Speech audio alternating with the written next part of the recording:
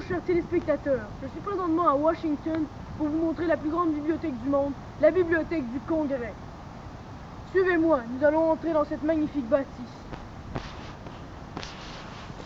Alors nous y sommes. Nous sommes à l'intérieur de la plus grande bibliothèque du monde, la bibliothèque du Congrès, située à Washington. Alors premièrement, je vais vous décrire l'histoire de cette magnifique bibliothèque, car vous allez voir, elle est tout sauf ennuyante.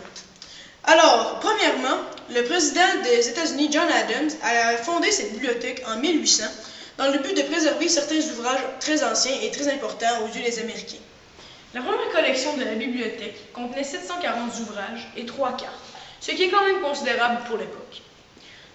Alors, elle a continué d'agrandir sa superficie et d'agrandir sa collection jusqu'à la guerre d'indépendance.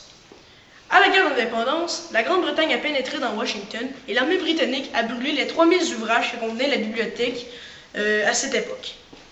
Alors, vu que la bibliothèque était dénudée, Thomas Jefferson a vendu sa collection personnelle à cette dernière pour 23 940 $ pour l'aider. Au fil du temps, tout en essuyant des hauts et des bas, la bibliothèque a su grandir, évoluer et accroître sa collection de livres.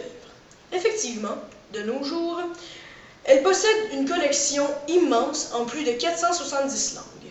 De plus, ses 3700 employés travaillent jour et nuit sur les 350 000 m² que couvre la bibliothèque pour s'assurer qu'elle soit impeccable en tout temps. Aujourd'hui, la bibliothèque compte plus de 61,4 millions de manuscrits, 12,5 millions de photographies, 32,2 millions de livres, 5,3 millions de cartes et 5,5 millions de disques.